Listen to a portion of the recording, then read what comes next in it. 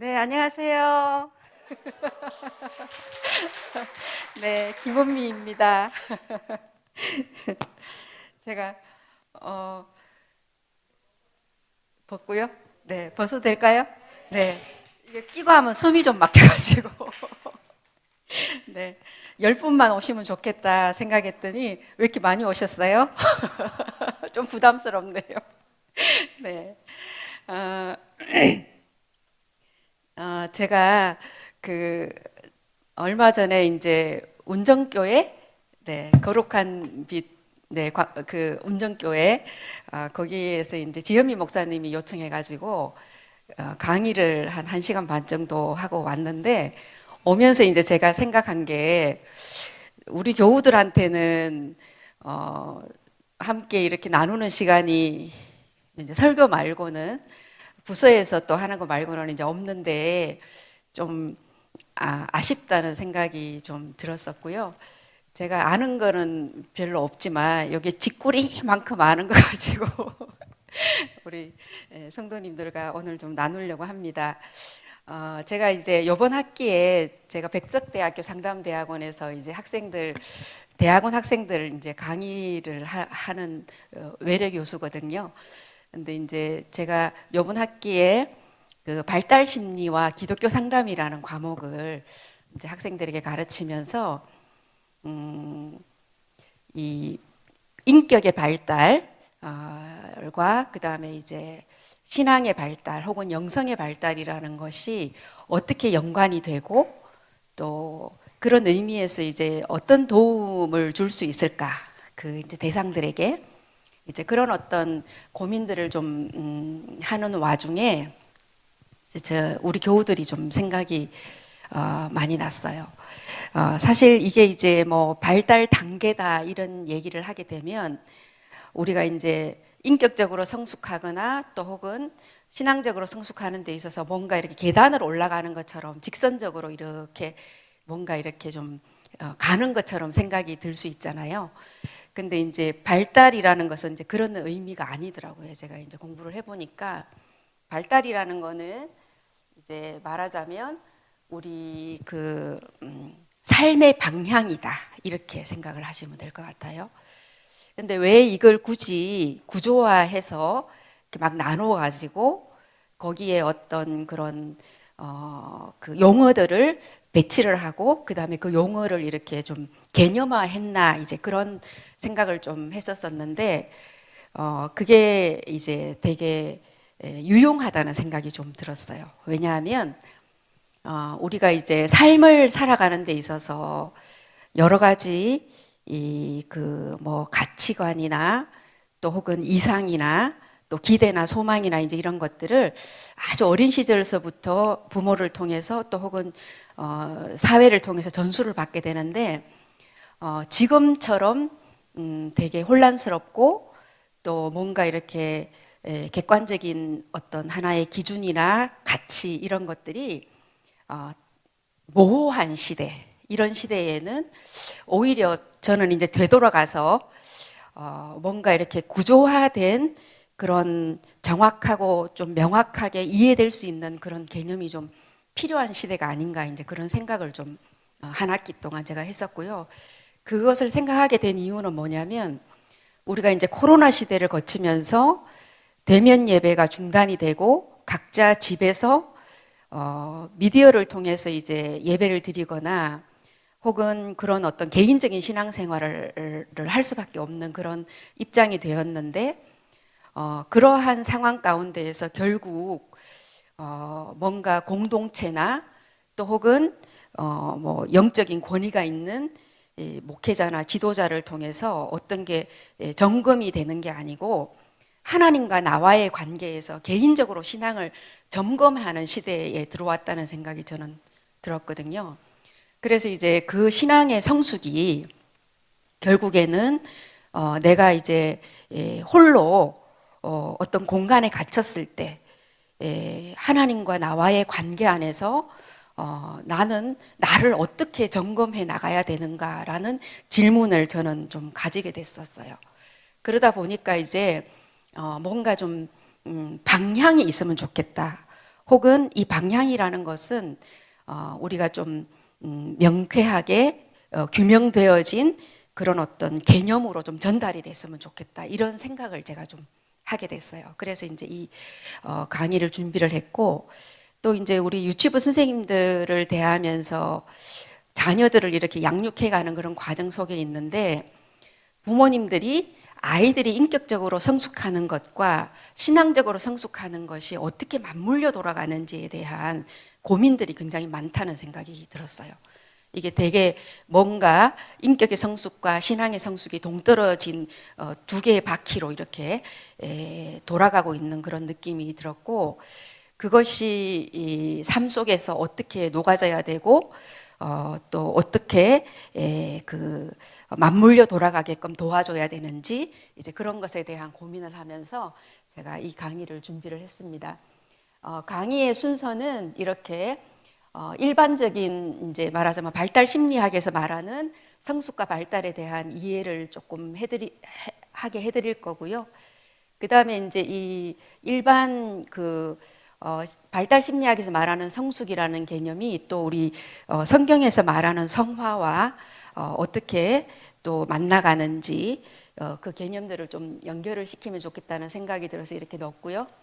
그 다음에는 이제 심리사회적 발달 이론은 굉장히 많이 있는데, 그 중에서 저는 이제 에릭 에릭슨이라는 사람의 심리사회적 발달 이론을 우리 성도님들께 간단하게 소개를 해드릴 거예요.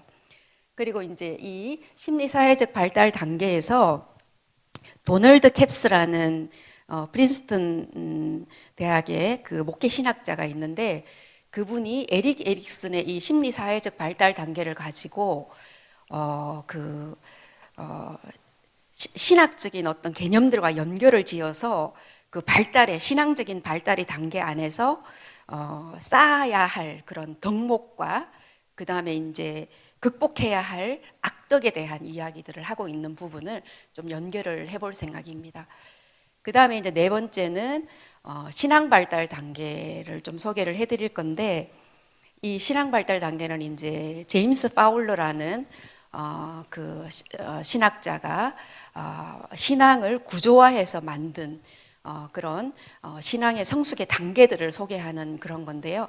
여기에서 이제 제가 굉장히 중요하게 소개해드리고 싶은 세 번째와 네 번째 단계가 있습니다. 그래서 그 단계를 조금 더 강조해서 말씀을 드리고, 마지막으로는 이 심리와 신앙 발달이 좀 어떻게 통합되어 가는지 그런 것들을 함께 모색해 보려고 합니다. 자, 먼저 강의에 들어가기 전에 왜 우리는 성숙과 성화를 이루는 삶을 살아야 되는가, 이제 제가 사례를 하나 소개를 해드리고요. 그것에 대해서 이제 답변을 하시면 됩니다. 이제 어떤 그 노 부부가 교회에 담임 목사님을 찾아와서 요청을 했어요. 뭘 요청했냐 하면, 우리 손주가 지금 30개월이 지났는데 유아 세례를 좀 달라, 이렇게 요청을 했거든요. 그랬더니 이제 그 목사님이 좀 난감하신 게 뭐냐면, 이 두 분은 이 본교회 출석 교인도 아니고 그냥 그 교회 이웃에 사시는 분들인데 갑자기 와서 이제 유아 세례를 달라고 하시고, 또 본인들은 요즘에는 이제 나이가 많이 들어서 교회를 정기적으로 출석은 못하지만 얼마 전까지 이제 그 신앙생활을 했다, 이렇게 이제 말씀을 하시면서 이제 손주가 신앙인으로 자랐으면 좋겠으니까 유아 세례를 좀 달라고 요청을 했어요.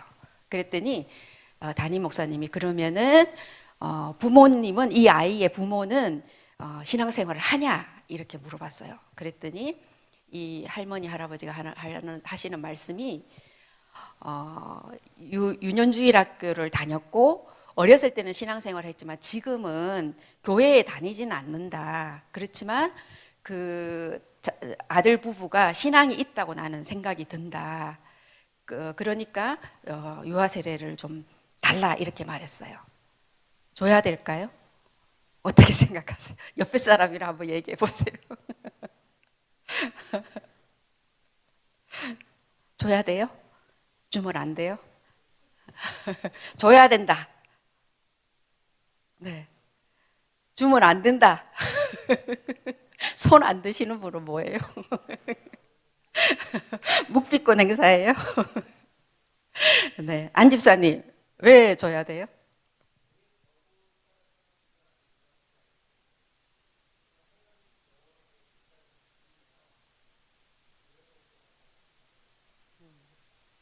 영혼을 살리자라는 이제 미래지향적인 입장에서 유아 세례를 줘야 된다. 네, 주면 안 된다. 집사님 왜 주면 안 돼요?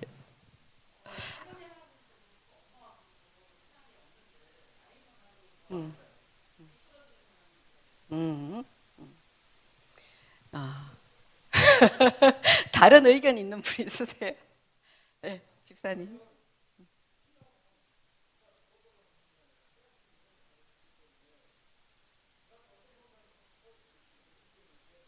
음, 어떻게 될지 모르니까 뭐 성령의 능력에 의해서 어느 날 갑자기 이렇게 회심을 할 수도 있고, 그죠? 신앙은 전적으로 하나님의 주권이니까.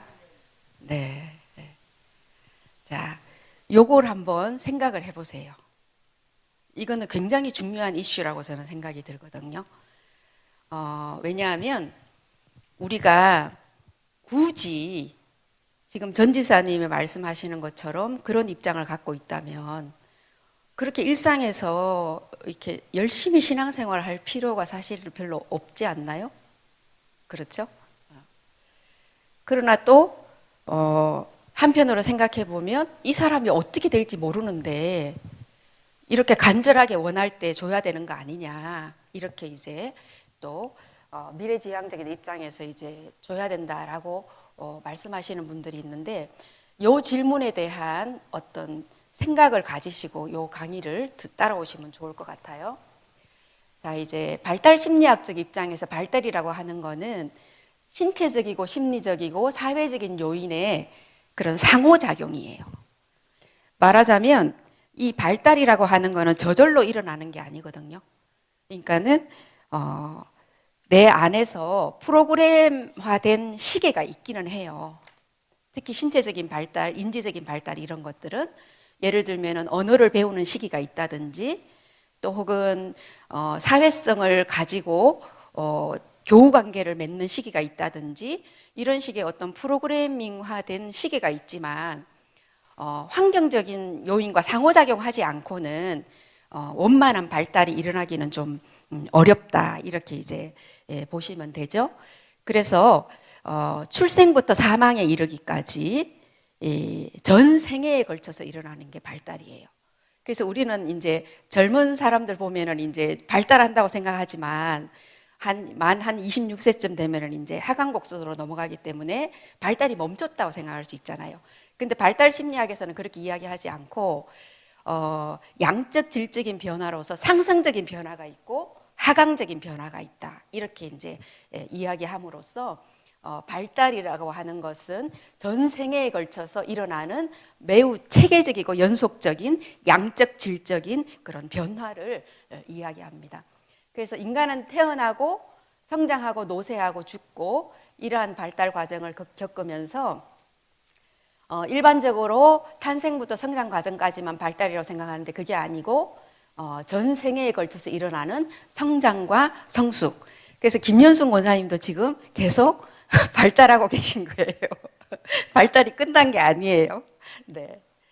자, 발달의 요인은요, 좀 전에도 말씀드린 것처럼 이렇게 우리 내부에 프로그래밍화 되어서 유전적인 요인들로 인해서 계획적으로 쭉 발달하는 게 있어요. 특히 신체적인 발달이 그렇잖아요. 아기들 보면 처음에는 이제 그냥 누워만 있다가 뭐 뒤집었다가 그 다음에 막 배밀이 하다가 또 앉다가 또 무릎 꿇기다 이렇게 하는 것처럼, 그러나 후천적인 요인, 부모를 포함한 모든 환경적인 요인들로 인해서 발달이 이루어집니다.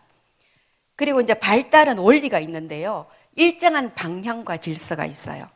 그래서 이제 제가 이 발달, 말하자면 발달 심리학 혹은 우리가 발달이라는 관점에서 보는 여러 주제의 발달들은 하나의 삶의 방향성을 보여주는 것이다라고 계속해서 제가 강조를 드리는 거고요.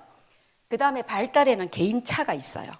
그래서 어떤 아이들은 빨리 발달하지만 어떤 아이들은 좀 느리게 발달하고, 또 발달은 되게 연관이 되어 있죠.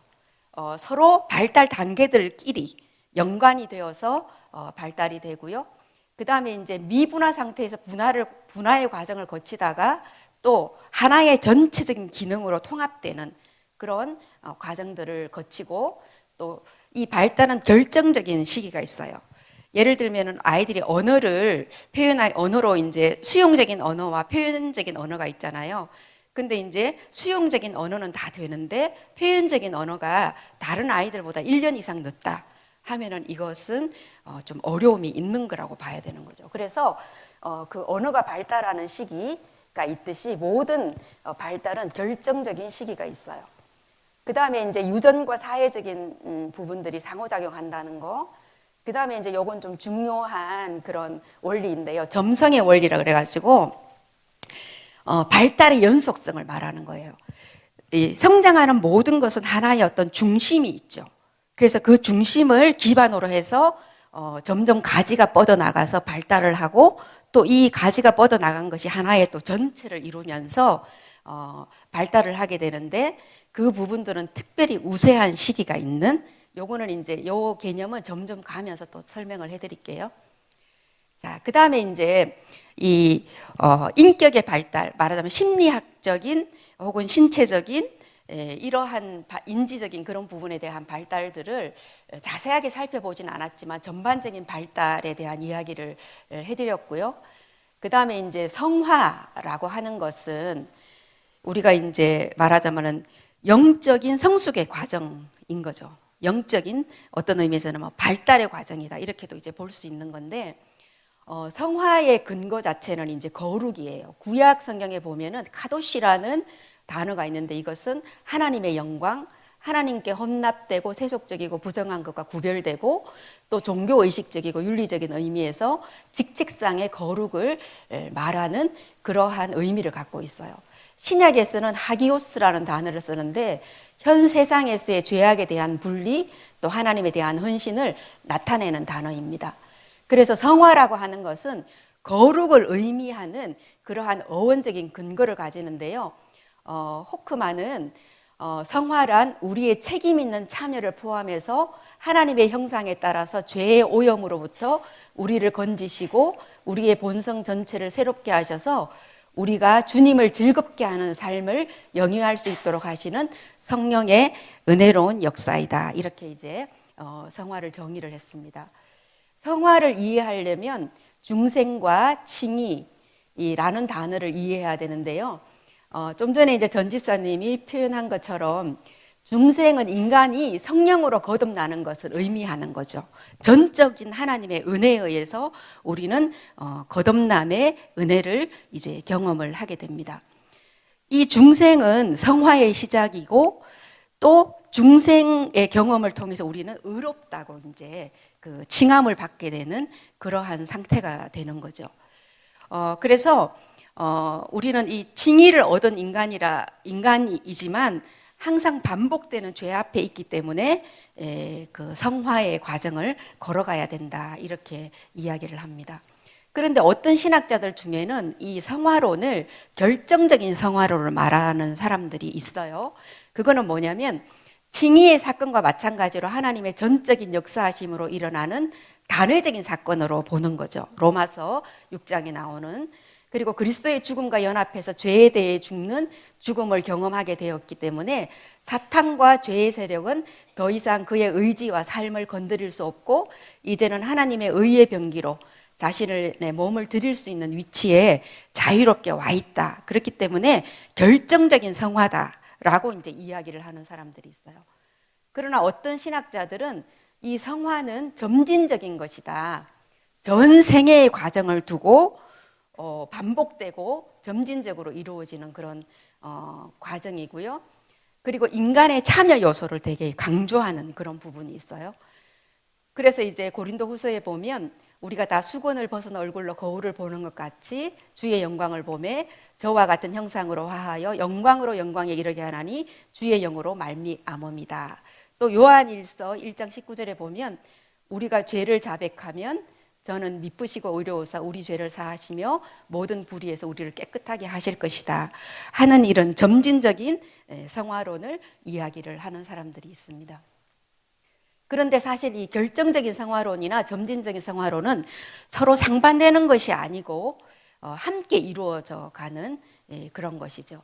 그래서 죄의 세력과 결정적인 단절을 강력히 선포하는 결정적인 성화와 또 우리의 죄와 몸의 사역들에 이 따르는 그런 삶을 살지 말라는 이 점진적인 성화의 과정, 결정적인 성화를 통해서 이 과정이 성화의 과정이 시작이 되고 점진적인 성화는 결정적 성화에 의해서 창조된 세 사람의 지속적인 성숙으로 나아간다 이렇게 이야기를 해요. 제가 엄청 빨리 하고 있죠. 왜냐하면 뒤에 제가 얘기하고 싶은 게 있기 때문에. 다시 말하면 인격의 발달의 과정과 영적인 성숙의 과정은 맞물려서 돌아가요. 성화라고 하는 것은 결정적으로 하나님의 은혜에 의해서 내가 죄로부터 단절된 그 상태에서부터 시작하지만 우리의 본성 자체는 항상 죄성을 가지고 있기 때문에 늘 점진적인 성화로서 새롭게 우리가 하나님 앞에 점진적으로 성화의 길을 걸어가야 한다라는 것을 말씀을 드리는 것입니다. 그래서 이러한 성화의 과정들에 있어서 우리는 이 발달 단계로 볼 때 어떠한 단계를 거쳐가고 또 무엇을 이루어야 하는지를 이제부터 좀 더 자세하게 말씀을 드리도록 하겠습니다. 자, 에릭슨의 심리사회적 발달 단계, 이거는 이제 일반 발달 심리학에서 말하는 건데요. 사실 이 에릭슨은 그 덴마크 덴마크인 부모 밑에서 태어났어요. 그런데 이제 그 아버지가 일찍 돌아가시고 어머니가 유태인 소아과 의사랑 이제 결혼하면서 그 의붓 아버지 아래에서 성장을 했거든요. 근데 이제 에릭슨은 이 아버지가 덴마크 사람이었기 때문에 덴마크 사람들은 바이킹족의 후예잖아요.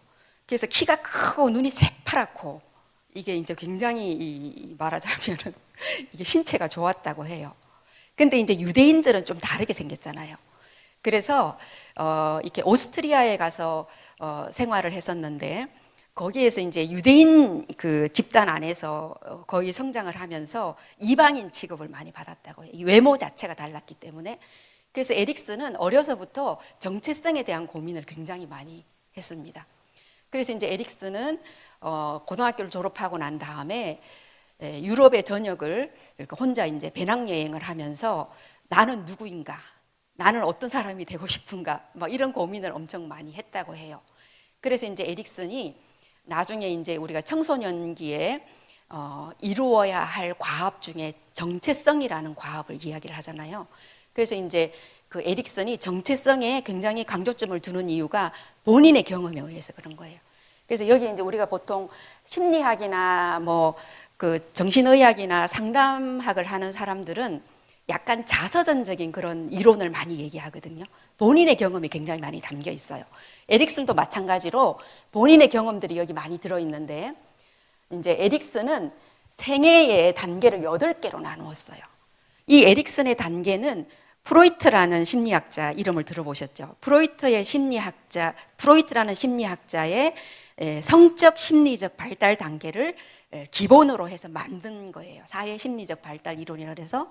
그래서 이제 이 에릭슨은 부모와 가족, 그 다음에 사회, 이 세 가지의 상호작용에 의해서 이제 그 어떤 하나의 인격체들이 쭉 발달해 나간다 이렇게 이제 봤죠. 그래서 이제 첫 번째 단계는 보통 0에서 1세, 그러니까는 만 1돌까지예요. 만 1돌까지 이제 이 주로 그 아이에게서 생겨나야 하는 심리 사회적 발달의 과업이 뭐냐면은 신뢰예요. 이 신뢰가 왜 중요하냐 하면은요, 우리가 그 아동의 그 만 1살의 그 심리적인 경험 자체를 통해서 영적인 발달을 할 때에도 이 신뢰가 가장 기본이 되기 때문에 이때에 부모들이 만 한 살이 될 때까지 이때의 부모들이 아이에게 신뢰라는 것을 형성하게 하기 위해서 상당히 노력해야 된다라는 걸 말을 해주고 있는 거예요. 그래서 보통 이제 우리가 정신질환이 자리가 잡는 시기를 이제 만 1세로 보고 있거든요. 물론 이거는 이제 유전적인 요인도 있어야 되고 뭐 여러 가지 것들이 있어야 되지만 환경적인 요인을 봤을 때. 근데 이제 보통 만 1세까지는요, 부모들이 잘해요. 너무너무 여리고 약하잖아요. 안 잘할 수가 없어. 그래서 정말 이 부모가 어떤 정서적이거나 정신적인 문제가 있거나 아니면 육체적인 질병이 있는 상태라면 모르지만 그렇지 않으면 대개는 잘하죠. 그렇기 때문에 사회가 기능하면서 돌아가는 거 아니겠어요? 자, 그래서 이제 이 신뢰가 발달을 해야 돼요. 이때는 1대1의 관계예요. 주 양육자와 아동의 관계예요. 그래서 이제 이때에 그런 돌보는 대상이 뭐 여러 명 있을 수 있지만 부양육자나 이런 게 있을 수 있지만 돌보는 주 양육자, 그게 엄마가 됐든 아빠가 됐든 할머니가 됐든 이 관계와 충분한 애착이 형성이 되어야 되는 그런 아주 중요한 과제가 있어요. 그래서 요 시기에 이제 신뢰가 형성이 되는 게 중요하고, 그리고 이 바람직한 결과로서 이 신뢰와 희망이 생기는, 이 희망이라는 부분은 뒤에 또 조금 더 설명하고요. 두 번째는 만 2세까지인데 이때는 이제 자율성과 수치심 대 의심이라는 그 발달 과업에 대해서 이야기를 해요. 이때 이제 만 2세의 아동들이 보면은 이제 걷기 시작하죠. 걷기 시작하면서 점차적으로 이제 물리적으로 이제 부모로부터 떨어져 나가기 시작해요. 그러면은 자율성이 생기게 되죠. 그래서 아무거나 만지고, 근데 잡았다가 던지고, 그렇게 하면서 이제 자기의 의지를 표현하는 그러한 단계입니다. 근데 요 단계 때 또 우리가 수행되는 게 뭐냐면은 대변이나 소변 가리기잖아요. 그래서 이제 이 대소변을 가릴 때 아이들은 본능적으로는 아무데나 싸고 싶고 또 진짜 그걸 만지고 싶고 이렇게 하지만 우리는 그 오물에 대해서 상당히 그런 위생관념이나 이런 어떤 사회적인 기준에 의해서 이제 아이들을 지도를 한단 말이에요. 그럴 때 이제 이 아이들은 그 대소변 가리는 것이 굉장히 고통스럽습니다. 그리고 이제 이거는 자기 창조물이에요. 자기가 쌓아놓은 것이 굉장히 중요한 하나의 물질이거든요. 그렇기 때문에 그것이 변기를 통해서 내려가는 거, 이런 것들이 굉장히 상실일 수 있어요.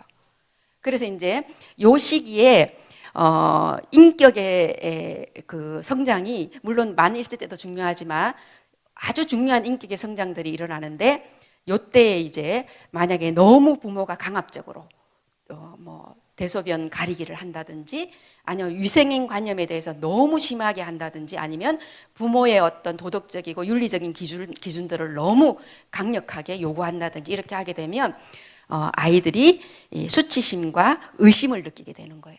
이건 어떤 거냐면 그 앞선 단계에서 이루어 놓은 신뢰에 대한 의심을 시작하는 단계예요. 신뢰라는 거는 뭐예요? 내가 예측할 수 있고 또 내가 기대했던 것들이 이루어지는 거잖아요. 그런데 의심이라는 것은 내가 이게 쌌는데 나는 그걸 만지고 싶고 내 창조물이 너무 중요한데 그걸 못 만지게 하고 또 혹은 그걸로 인해서 혼이 나고 이렇게 했을 때는 이 아이가 예측할 수 없는 상황에 빠져들어가는 거죠. 그러면서 이 큰 수치심을 경험을 하게 됩니다. 그래서 이 시기에 이 수치심이라는 단어는요, 인간에게 참 필요한 감정이기도 하지만 이것이 너무 과잉으로 심어지게 되면 이 존재에 대한 그런 어떤 불신 혹은 그 자기 존재에 대한 의심 이런 걸로 갈 수 있는 그런 면들이 있게 되죠. 그 다음에 이제 세 번째는 요건 만 나이예요. 만 3세에서 5세. 요때는 이제 주도성과 죄책감이라는 과업을 얘기를 하는데요. 요 시기에 이제 우리 아이들 유치부에 이제 6살짜리 애들이 많잖아요. 어때요? 특히 남자아이들 보면 엄청 활동적이죠. 요때 이 아이들이 보여주는 행동 자체는 뭐냐면요, 침입이에요. 오면은 막 이렇게 저한테 오면은 막 파고들죠. 그리고 막 가슴 같은 데 막 꾹꾹 누르고 막 냄새 맡고 이게 침입이에요, 다. 그리고 이제 뭐 호기심을 느끼는 것도 그렇고 질문도 그렇고 놀이 자체도 상당히 이 침입적인 요소가 굉장히 강합니다. 그런데 이제 요 시기에는 그런 침입적인 행동을 하면서 자율성을 취하고자 하는 어떤 단계보다 훨씬 목적의식이 강해요. 그러니까 이제 어떤 놀이를 해도 내가 이것에 대해서 이거를 이루어낼 거야. 아니면 이거를 만들 거야. 또 혹은 이것에 대해서 어떤 답을 찾을 거야. 뭐 이런 식의 어떤 목적의식이 되게 뚜렷해집니다. 그래서 상당히 거칠어진 그런 느낌을 갖게 되는 그런 시기이거든요. 그래서 이제 이 시기에 주도성이 발달을 하는데 그런 침입적인 부분에 대해서 너무 과잉적으로 억압을 하거나 그렇게 하게 되면 이제 자기 행동에 대한 죄책감으로 가져가게 되는 그런 면들이 있고요. 그 다음에 이제 아동기죠. 이때는 근면성 대 열등감인데요. 근면성이라고 하는 것은 뭐냐면은 우리 사회에서 기대하는 어떤 능력을 말하는 거예요. 말하자면 초등학교 1학년 들어가면 45분 동안 혹은 40분 동안 앉아 있어야 돼요. 돌아다니면 안 돼. 그래서 그 앉아가지고 수업을 해야 돼요.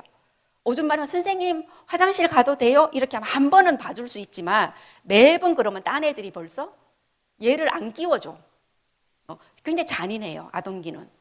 그래서 요 시기에는 그런 사회에서 기대하는 근면성, 기대 이런 것들을 이제 이루어낼 줄 아는 능력이 있어야 되고 또 어떤 기술이나 혹은 유능감 이런 것들이 갖추어져야 돼요.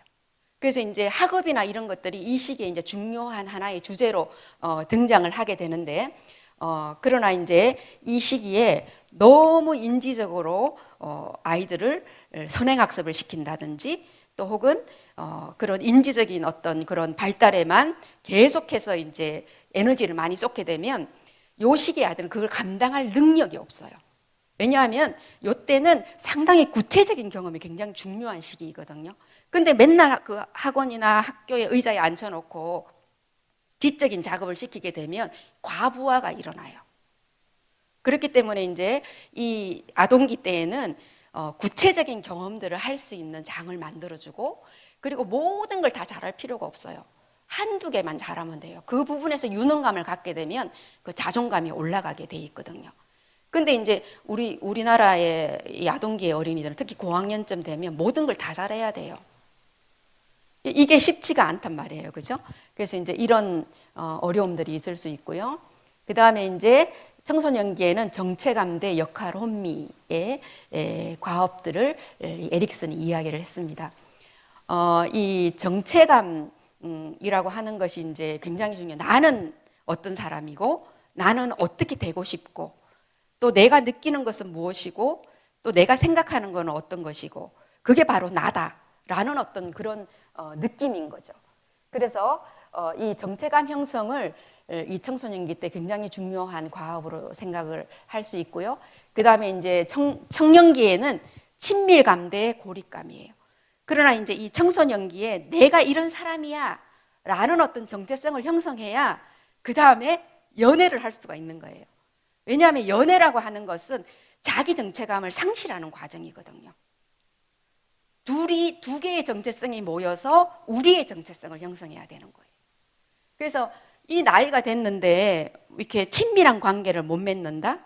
뭐 연애도 못하고 우정을 나눌 만한 친구도 없다? 이렇게 하게 되면 이게 상당히 이제 어려운 단계를 거쳐가게 되는 거죠. 그 다음에 이제 성인 중기는 생산성 대 침체의 과정입니다. 요 시기에는 뭔가 자녀를 생산하고 또 그 자녀를 돌보고 함으로써 생산성을 이렇게 확대시키고 뿐만 아니라 자기 일이나 어떤 그런 지위를 통해서 생산성을 확대해가는 그런 시기죠. 그 다음에 이제 노년기는 통합성 대 절망의 시기예요. 이 시기에는 이제 지나온 삶을 되돌아보면서 내 삶을 수용하는 그런 단계죠. 내가 그래도 꽤 괜찮게 살았구나. 또 혹은 내가 이 세상에 투자했던 에너지들을 다 거두어 들이지만 그럼에도 불구하고 나는 괜찮다 하는 그런 초연한 어떤 지혜로움이 있어야 되는 그런 단계입니다. 자, 이제 여기서부터가 제가 이제 말하고 싶은 건데 시간이 많이 갔네요. 도널드 캡스가 이제 이 에릭슨의 이론을 가지고 요걸 신학적으로 이제 상당히 재미있게 풀었어요. 여기에 이제 보면은 이제 요게 신앙 발달 단계와 연결이 되는 그런 부분이에요. 우리가 이제 심리적 위기가 신뢰대 불신이잖아요. 요게 이제 구강기, 말하자면은 1세, 만 1세까지예요. 요때 심리적인 양식은 받아들이는 거거든요. 그걸 함입이라고 하는데, 여러분들 혹시 아기 키울 때 이렇게 우유 먹였던 기억 나세요? 네. 제가 요즘 하는 짓이 뭐냐면은, 제가 이제 약간 불면증이 있어가지고 잠을 잘 못 잘 때가 많아요. 그러면 유튜브 들어가가지고 그 수유하는 유튜브를 제가 잘 봐요. 이제 그 어저께 밤에도 그거 보다가 잠들었는데, 아이들이 그 우유 빠는 거를 한번 보세요. 그리고 특히 이제 그거를 ASMR, 그러니까 이제 그 소리만 나게 하는 거죠. 그 아이가 우유를 빠는 소리, 그 다음에 그 삼키는 소리, 그 다음에 이제 그걸 빨고 삼키면서 호흡을 조절하는 그런 놀라운 리듬감이 정말 무서울 정도예요.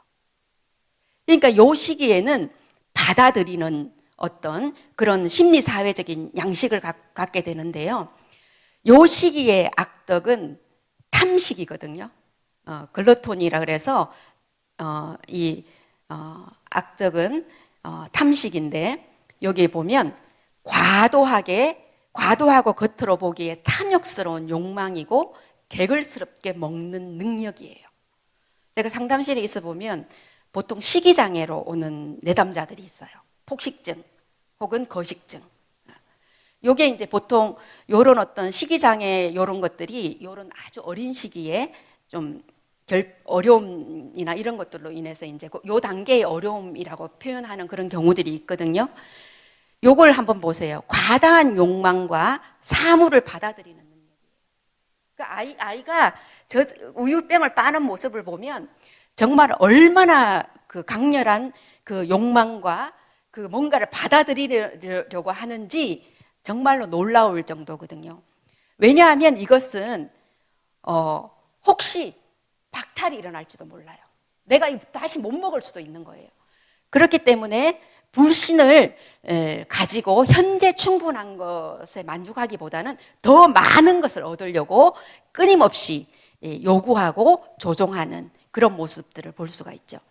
그래서 이제 이 무차별적인 신뢰, 그러니까 이 시기에 이제 우리가 너무 그 신뢰에 대해서 이제 신뢰도의 불신이잖아요. 근데 이제 에릭슨이 말하는 것은 신뢰만 있어서는 안 된다고 얘기를 해요. 신뢰가 훨씬 더 많은 양을 차지해야 하지만 불신, 합리적인 의심이 있어야 되죠. 불신이 있어야 되는 거예요.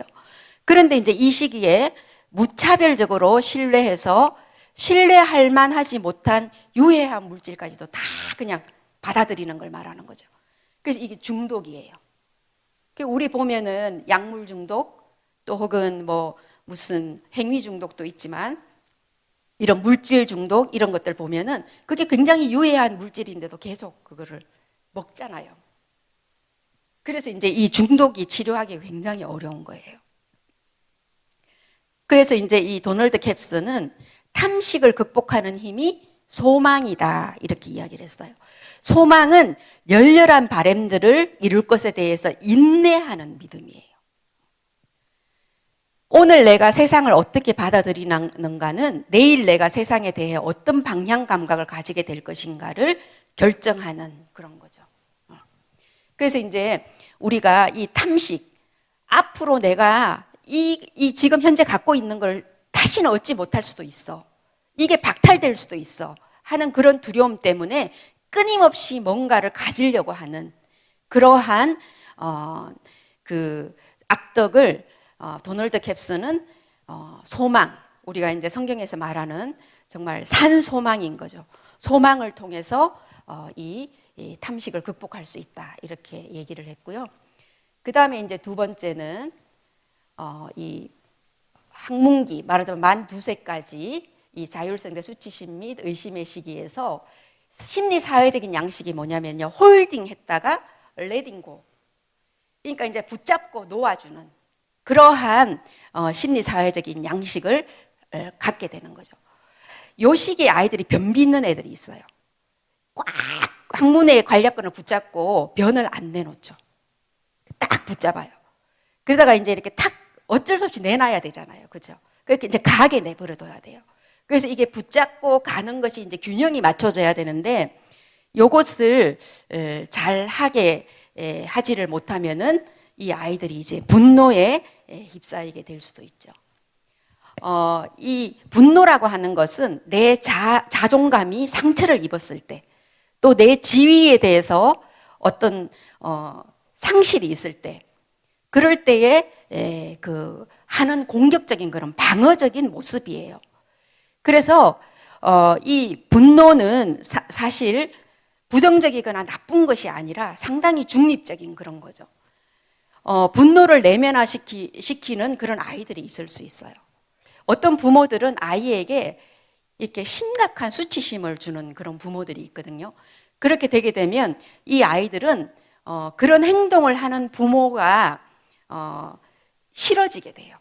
그렇게 되게 되면 이 분노를 속으로 이제 품게 되고 그리고 이 분노를 말하자면은 내면화시켜서 그것을 이렇게 꽉 붙잡고 있게 되는 그러한 상태로 갈 수가 있습니다.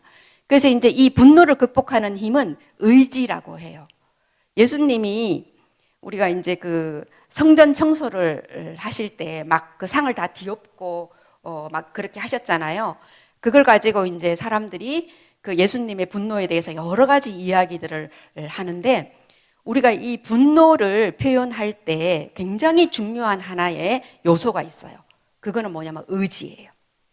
의지가 뭐냐면은 내 분노를 통제하는 능력이거든요. 그래서 의지는 자기 억제뿐만 아니라 자유로운 선택을 실행하는 그런 꺾이지 않은 결심을 말하는 거예요. 그래서 자신의 상처에 대해서 의지에 의해 결정된 반응은 상처 입은 내 자아를 회복시키는 그런 방어가 되는 거죠.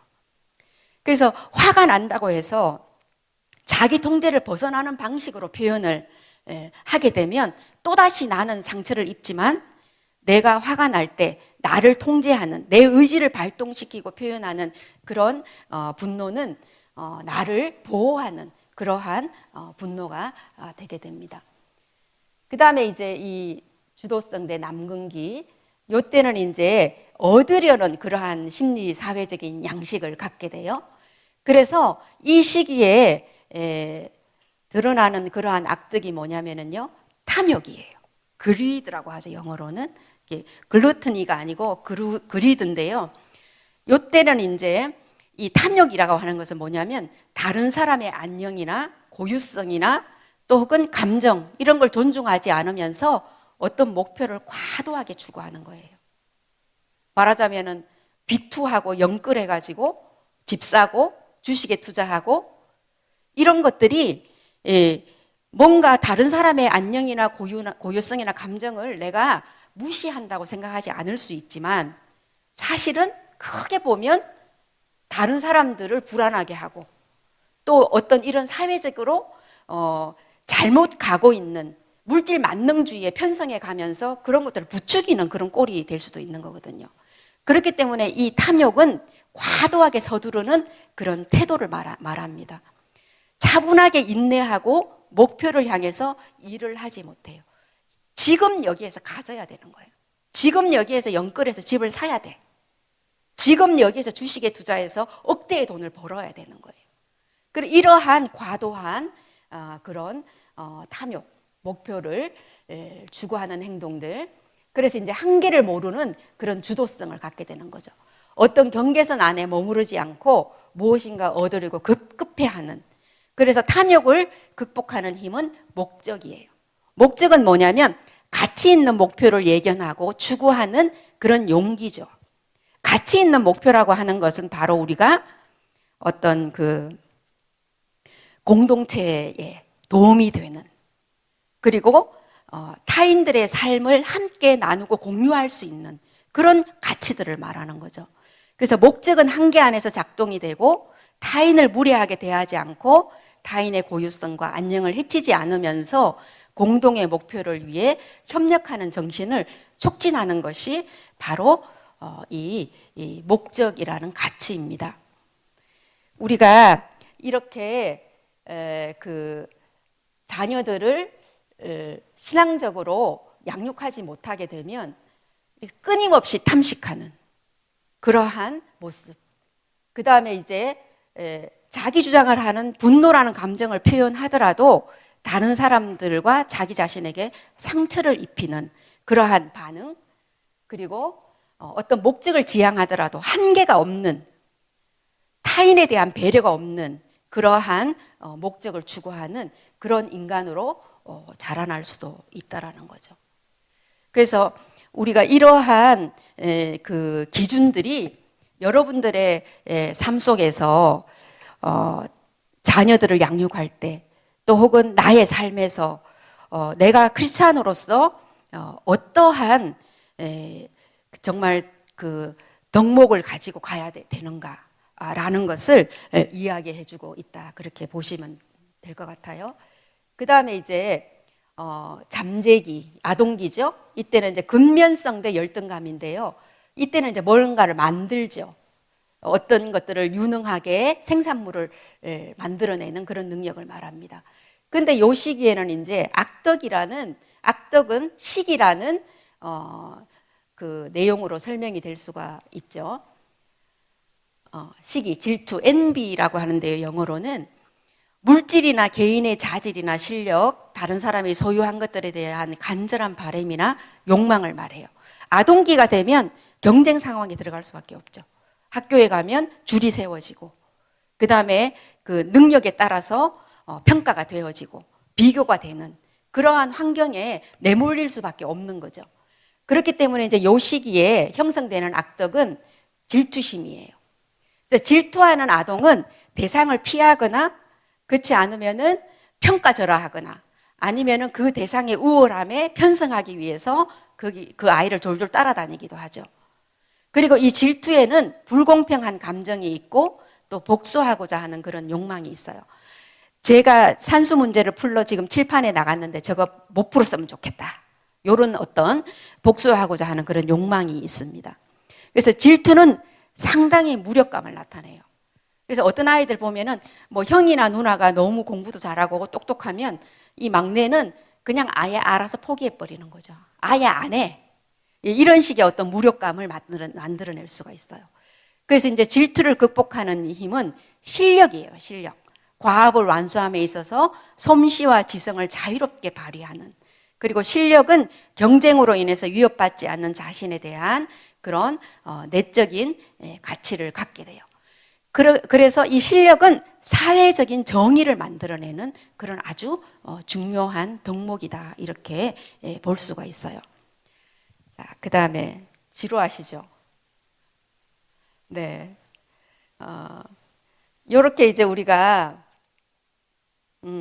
아동기의 덕목과 혹은 악덕은 탐식, 분노, 탐욕, 시기, 덕목은 소망, 의지, 목표, 유능감, 요렇게 이제 나누어 볼 수가 있는 거예요. 그 다음에 이제 청소년기에는 정체감 대 역할 혼미인데요. 요때는 이제 being oneself, 내 자신이 되어야 돼요. 여기에서 이제 주요한 특징이 뭐냐면요, 교만이에요. 요 시기 아이들은 굉장히 자기중심적이에요. 다시금 유아기 때의 그런 자기중심성으로 돌아가는 그런 시기입니다. 자, 요때 이제 보면은 상당히 교만하죠. 교만은 기만이나 자만이나 자기 만족의 형태를 갖고 있어요. 그리고 이때는 특히 외모가 엄청 중요하죠. 그래서 의상이나 신체적인 매력에 대한 허영심이 생기는 그런 단계예요. 한번 외출하려고 그러면은 머리 꼭지부터 발끝까지 싹 꾸미고 화장을 완벽하게 해야지 밖에 나갈 수가 있는 그런 허영심이 생기는 시기입니다. 그리고 이제 이 교만은 지나친 자기 존중이고 자기 중심적이고 과도한 자기 몰두예요. 이 시기의 특징이에요. 그래서 중심이 있는 centered self가 아니고 self-centered, 말하자면 자기 중심적인 사람이 되는 그러한 악덕에 빠질 가능성이 있죠. 그런데 여기에서 이제 도널드 캡스가 제시하는 이 교만을 극복하는 힘은 바로 fidelity, 신실이다, 이렇게 말하는 거예요. 충성심이에요. 그래서 이제 이 신실은 자유롭게 서약한 충성을 유지하는 능력이에요. 근데 이제 이 시기에 저도 이제 아이들을 키워봤지만 자유롭게 자기가 선택하는 게 아니고 부모가 선택해줘요. 그래서 이 에릭슨이 말한 것처럼 정체성이라는 것은 지가 형성을 해야 되는데 부모나 혹은 주변에 권위가 있는 사람들이 그 아이의 정체성을 계속 만들고 있는 거죠. 그래서 이 시기에 우리나라 아이들의 특징이 뭐냐면은 어떤 과업에 전념은 해요. 과업이라는 건 공부죠. 공부를 열심히 하긴 해. 그걸 왜 하는지를 몰라. 자기 정체성에 대한 갈등이 없어요. 그래서 우리나라 부모들은 아이가 좌절하는 것을 굉장히 무서워하죠. 그래서 조그마한 좌절이라도 할까 봐 벌벌벌벌 떨어요. 그러나 우리가 고난이 없이 삶의 의미를 깨우칠 수가 없잖아요. 그래서 이 시기에 아이들은 자기 스스로 자기 자신에 대해서 질문하고 고민하고 갈등하고 고통스러워하는 그러한 경험을 해야 하는 거죠. 그러면서 이 친구들이 자기의 충성심을 어디다 갖다 바칠 건지 그것을 자유롭게 선택할 수 있게 도와줘야 하는 그러한 과제가 우리들에게 있는 겁니다. 그래서 이 시기에는 다른 사람에게 진실함으로써 자신에게도 진실하게 되는, 그리고 자기중심적인 존재에서 궁극적인 다른 자아이신 하나님께 중심을 두는 그러한 자아로 전환이 되어야 돼요. 이렇게 되려면 어떻게 해야 될까요? 그게 문제인 거죠. 그렇죠? 네. 어떻게 가야 되는지 이제 제가 개념별로 좀 명확하게 설명을 드렸잖아요. 그거 뭐 어떻게 하라고? 제가 이제 5분 남았는데요.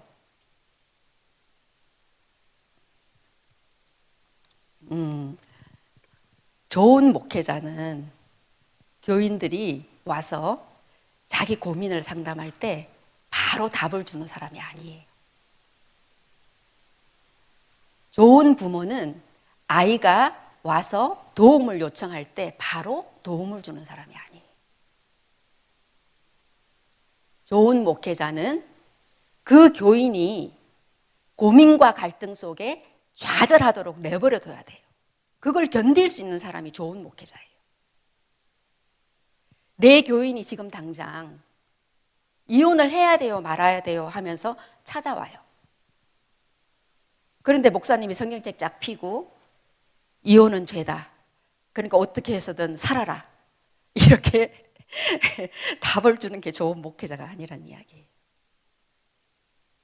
이 말은 무슨 뜻이냐 하면 이 모든 발달의 단계에서 그 아이가 한 인격체가 겪어가야 할 고난과 좌절의 시간이 있어요. 그런데 그 좌절은 적절해야 돼요. 그 아이가 견딜 만한 적절한 고난이어야 돼요. 그렇기 때문에 부모가 필요하고 또 교회가 필요하고 선생님이 필요하고 그런 거죠.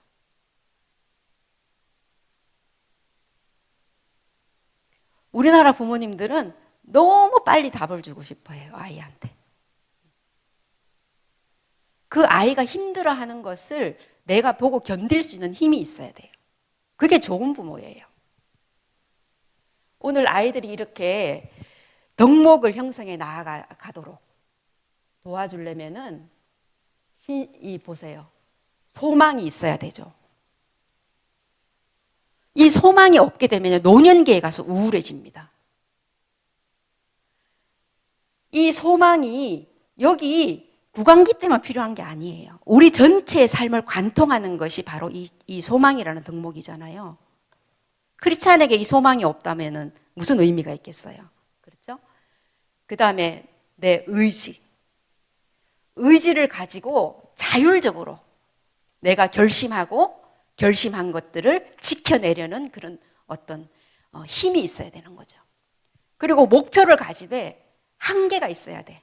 도덕적이고 윤리적인 한계가 있어야 하고 신앙적인 가치관을 통해서 내게 얻어지는 그런 목표가 있어야 되는 거예요.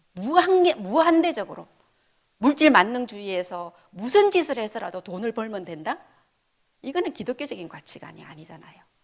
한계가 있는 목표, 그 다음에 이 유능감. 모든 것에서 다 잘할 필요가 없어요. 그 아이가 가지고 있는 재능들 가운데 어떤 거 한두 가지, 학습을 할 수 있는 능력이든 운동을 할 수 있는 능력이든 또 혹은 사회성을 잘 발휘하는 능력이든 그러한 능력들을 이 아이들이 가질 수 있게 이제 도와줘야 되는 거죠. 어떤 아이가 뚱뚱해요. 그래서 집에 와가지고 아빠한테, 아빠 나는 왜 이렇게 뚱뚱해? 애들이 나 돼지라고 놀리잖아. 이렇게 얘기했어요. 그랬더니 그 아빠가 뭐라 그랬겠어요? 야, 너 안 뚱뚱해. 보통 이렇게 말하잖아요. 근데 아빠가 하는 말이, 야, 너는 뚱뚱한 대신 힘이 세잖아. 이게 유능감이죠. 네. 그래서 이러한 덕목들이 바로 크리스찬이 걸어가야 할 방향이에요. 삶의 방향이에요. 그래서 이 방향으로 갈 수 있도록 또 이 어려운 청소년기 시기에 이 아이가 어디에 충성할 건가라고 하는 어떤 그런 그 과업들을 가질 수 있게 자기 중심적으로만 가지 않게. 그래서 이렇게 하기 위해서는요, 이 청소년기에는 추상적인 사고가 되기 때문에 구체적인 경험과 함께 그 경험을 숙고할 수 있는 시간을 줘야 돼요. 그 경험을 되새김질하고 자기 끌로 만들고 그래서 그것에 대해서 여러 가지 실험을 할 수 있도록 도와줘야 되는 거예요. 책상머리에 앉혀가지고 머릿속에 지식만 넣는다고 해서 충성심이 생기는 게 아니거든요. 그래서 이러한 덕목들이 형성이 되려면은 아주 어린 시절서부터 단계적으로 젖어 들어갈 수 있는 그런 노력들이 필요하다는 거예요. 그래서 저는 유아 세례를 주면 안 된다고 생각해요. 네. 그거는요, 면죄부가 아니거든요. 신앙은 인격의 발달과 함께 거쳐갑니다. 제가 여기까지 할 건데요. 다음 뒤에 부분들은 다음 주에 이어서 하도록 그렇게 하겠습니다. 그리고 다음 주에는 그 파울러의 신앙 발달 단계에 대해서 여러분들과 함께 좀 더 구체적으로 나누도록 하겠습니다. 경청해 주셔서 감사하고요. 지루한 강의 잘 참아 주셔서 감사합니다. 제가 기도하겠습니다. 주님, 우리의 길과 진리와 생명이 되신 주님, 무엇보다도 우리의 마음을 지키고 또 내 마음에서부터 생명의 근원이 나옴을 기억할 수 있게 도와주시기를 간절히 빌고 원합니다.